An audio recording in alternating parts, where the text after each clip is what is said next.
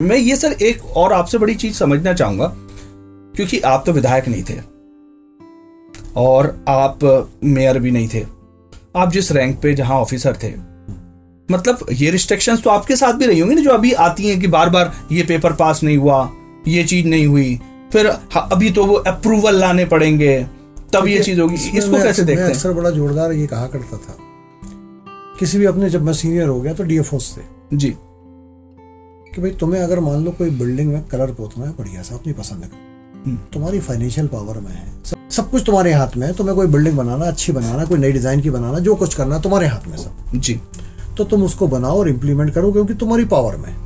Yes, उसमें एक गलती मत करो, एक गलती मत करो कि वो प्री मैच्योर लेवल पर अपने बॉस को एक्सपोज मत करो। तुमने जाकर अपने जो है चीफ कंजर्वेटर को बोला सर मैं ये बिल्डिंग बना रहा हूँ, ऐसा वैसा फलाना ढिमका, जो तुम्हारी पावर की चीज थी।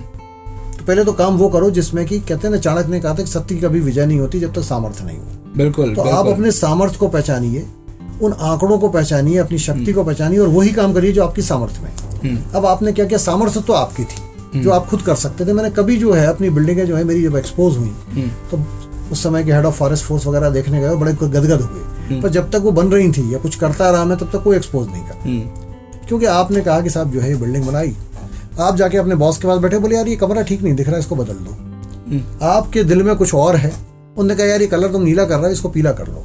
अब पीला कलर, जैसे मेरे को नीला मना किया लोगों ने कि ये राशि आपके नीला कलर मत पहने, अशुभ है, तो मैं नहीं पहनता। अब उनने कह दिया, बॉस ने क्या, इसे नीला कलर कर दो, अब क्या करोगे? अब आपको या तो बॉस से कॉन्फ्लिक्ट होगा बिना काम के, वो आएंगे, अरे यार तुमने पीला कर दिया, मैंने नीला बोला था। यस, तो अब तारीफ तो गई भाड़ में और आप फंस गए बिना काम के। तो इसलिए नो प्रीमेच्योर एक्सपोजर, आप अपने काम, अपने अधिकार क्षेत्र के स्वयं रहें, उसमें प्रसिद्धि पाने की कोशिश नहीं करें। बहुत शानदार। मैंने जो है ना आर्मी से जब आया तो एग्जाम दे रहा था जब IFS का, तो उस जमाने में सिर्फ रेन एंड मार्टिन की किताब थी अंग्रेजी ग्रामर में, और उसमें 2 बड़ी अच्छी चीजें लिखी थी, और वो मैंने जो है अभी भी मेरे अपने प्रेजेंटेशन में वो हमेशा लिखी रहती है कि if I were A cobbler, यदि मैं एक मोची होता, nobody should mend shoes like me, मेरे से अच्छा जूता कोई नहीं सुना। बहुत शानदार।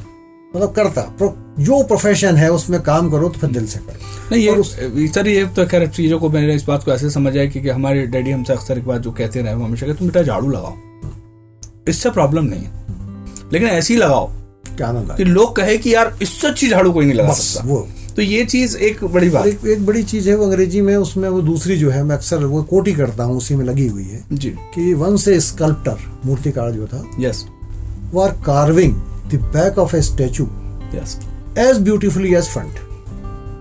मूर्ति है दुर्गा जी की पीछे रख जाती है, हम क्या करते हैं सामने बनाते हैं, पीछे प्लेन कर देते हैं, और वो उस स्टैचू की कार्विंग कर रहा था, उसकी मसल्स पीछे की भी उतनी खूबसूरत बना रहा था जितनी फ्रंट बना रहा था। बहुत शानदार। तो उसका एक दोस्त आया, कहता why are you carving the back of the statue as beautifully as front, किसी को नहीं दिखना है, which nobody is going to see it. उसका मालूम जवाब था, गॉड विल सी इट।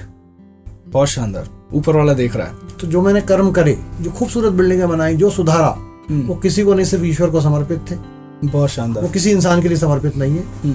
अच्छा सर, ऐसी लगभग कितने प्रोजेक्ट ऐसे, कितनी लगभग बिल्डिंग्स होंगी जो आपने, जिन पे आपने जीर्णोद्धार करा? मैं तो जिस डिवीजन में रहा वहाँ कोई बिल्डिंग बचाई नहीं, जो आया पैसा रहता है, फंड रहता है, इच्छा है, जहाँ देखो वहाँ नाकेदार का मकान, जो दिखा वो सुधारा, दिल से सुधारा। मैं फिर भी सर बताऊँ, वो यदि काउंट करोगे तो 300, 400, 500 तक चली जाएगी। 300, 400, 500 डिवीजन में गया। अभी हम वन विकास निगम में पहुंचे। तो सर ये शासन प्रशासन की योजनाओं में किया क्या? ये शासन प्रशासन में इन सबके लिए रूटीन में बजट होता है, बहुत सारी योजना की जरूरत ही नहीं है। वन विभाग में जैसे मकान उनके खुद के होते हैं, रूटीन में मेंटेनेंस का बजट है, रूटीन में कंस्ट्रक्शन का बजट है। सर एक और बात जो मेरे को समझ में आ रही है कि लगभग 280 से ज्यादा ऐसी कारगर योजनाएं हैं जो आम आदमी तक पहुंच सकती हैं, लेकिन इम्प्लीमेंट करने की नियत नहीं है। सबसे बड़ी तो दिक्कत वही है ना, और एक्चुअल में उसको उस पे काम कराने का तरीका भी नहीं। क्या है इस देश में दिक्कत सबसे बड़ी है, कोई आदमी एक साथ 2 पैंट पहन के दिखा दे, पर वो मरा जा रहा है पता नहीं।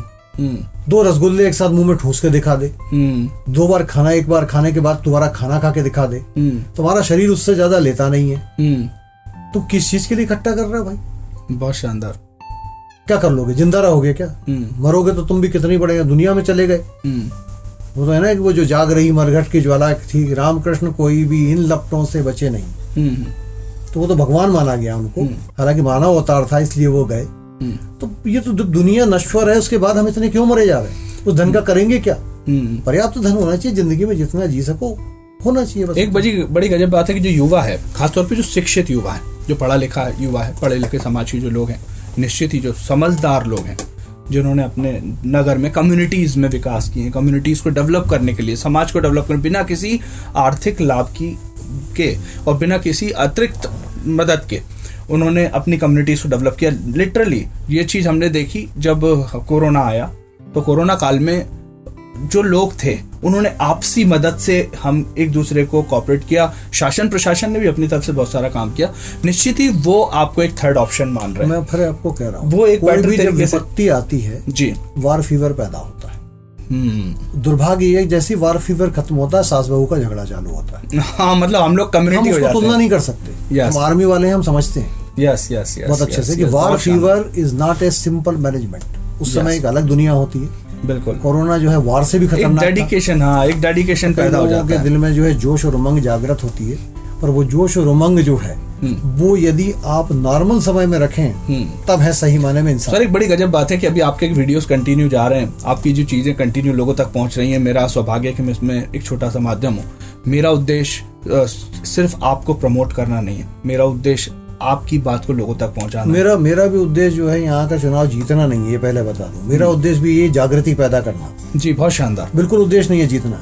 जीत गए तो एक फायदा है। कहा ना मैंने, चाणक्य ने कहा कि सत्य की तब तक विजय नहीं होती जब तक सामर्थ्य नहीं हो। बिल्कुल। अगर मैं यहाँ विधायक बन गया तो फिर ये है कि जो छोटी छोटी चीजें हैं, जैसे कल मैं यहाँ खड़ा हुआ था, मजदूर सुबह खड़े होते हैं 1-1.5 हजार। बिल्कुल, शेड नहीं है उनके लिए। नहीं, उस तरफ सोच ही नहीं रहे। 31 साल पहले जब मैं था तब भी ऑटो वालों के लिए नहीं सोच रहे हैं, सब्जी वालों के लिए नहीं सोच रहे हैं, मजदूरों के लिए नहीं सोच रहे हैं। बिल्कुल। या तो कोई एग्जीक्यूशन प्लान नहीं था कि मैं तो नेता नहीं हूं, मुझे नहीं पता। जोरदार चीज सुनिए, मैं अक्सर जो है, एक दिन मैं चाट खा रहा था सुबह, ये क्या बोलते शाहपुरा लेक के पास। चाट की प्लेट उसने मुझे दी और अचानक वो है ना ठेला लेके भागने लगा।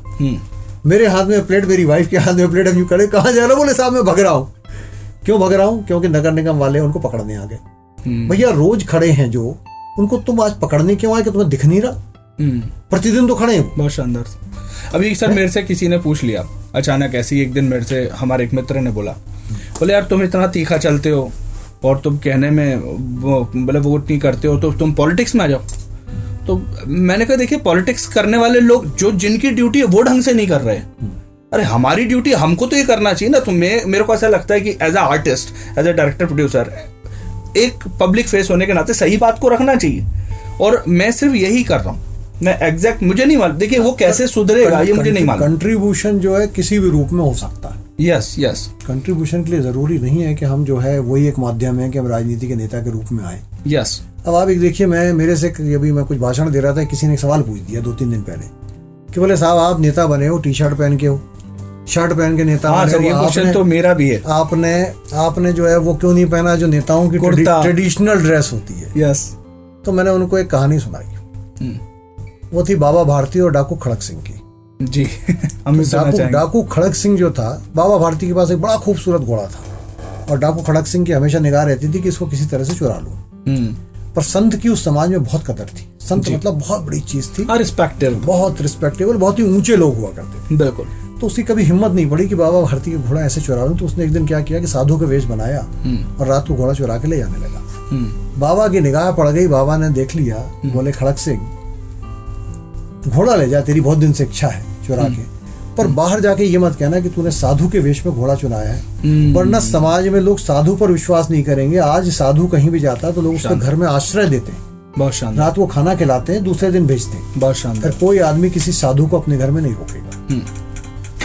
अब आप ये बताएं कि ये जो सफेद खादी का कुर्ता पजामा है, गरीब लोग थोड़ा बहुत पहनते थे कुर्ता पजामा, ऐसा नहीं था, भारत में गरीबी थी, पर ये मेन चलन तब आया जब स्वदेशी आंदोलन आया। हाँ, स्वदेशी आंदोलन में कपड़ा जो है इंग्लैंड कॉटन भेजा जाता था, वहां से मशीनों से कपड़ा आता था, रोजगार इंग्लैंड में मिलता था, इसलिए मशीनें यहाँ भारत नहीं भेजना चाहती। खादी आंदोलन भी इसका वो इसी का सब मिला के देखें वो, क्योंकि पीरियड बड़ा जो है, जो हिस्टोरियन होते हैं वो इस तारीख को नहीं हुआ, उस तारीख को नहीं हुआ, मैं उतना विद्वान नहीं हूँ ना हिस्ट्री वाला हूँ। नहीं, मेरा भी। हमें मूल भावना समझना चाहिए कि मूल भावना ये थी कि इस पर्पज से ही आया था। जी जी जी। और नील जो थी उसकी खेती भी बड़ी रिस्ट्रिक्टेड थी, तो जो है रंग करना भी कठिन था। तो इसीलिए जो भी खादी का जैसा बुना हुआ था उसको लोग यूज कर रहे थे। वो समय के वो लोग थे जिन्होंने देश के लिए बलिदान किया, जाने कितने अपने प्राण गंवाए। ये वो थे जो लोग शहीद हुए थे, मर मिटे थे वतन जो पर। शहीद हुए हैं उनकी। हाँ, ये सन 47 में देश को आजाद करा दे। मुझे बता दी आज ये कौन से शहीद हो रहे हैं जो सफेद कपड़ा पहनना डिजर्व करते हैं? पहले पूछें कि ये काबिल है उस लायक? बॉर्डर पे देश में लड़ाते हैं, जवान लड़ने लगे, आपने तो निर्णय ले लिया कि हम जो है ये करेंगे वो करेंगे, और जवान लड़ता कौन है वहां जाके? जवान। मरता कौन है? जवान। फिर मेरा कहना है कि वर्दी पहन के कुछ नेता भी जाकर लड़ना चालू करें ना, वर्दी लेना, महीने भर की ट्रेनिंग। हाँ, 1 आध महीने के लिए तो भेजें, 1 आध महीने को जाए ना, बिल्कुल करें ना 6-8 महीने की ट्रेनिंग आर्मी की, और फिर निर्णय लें कि पाकिस्तान से लड़ना है कि चाइना से लड़ना है कि क्या करना, जो भी जहां भी है। मतलब एक बड़ी गजब बात है, मतलब ये कि मरे कोई और हम जो है आदेश करें। अच्छा, मैंने ये एक बात देखी, क्योंकि फैमिलियर रही है मेरे साथ आर्मी। हमारे फैमिली में भी, जैसे भी हमारा छोटा भाई भी इस समय अमरनाथ में ड्यूटी पर है, और वो भी ऐसे टफ एरियाज में रहता है। हम लोग अक्सर डिस्कशंस करते हैं, चीज़ें होती हैं।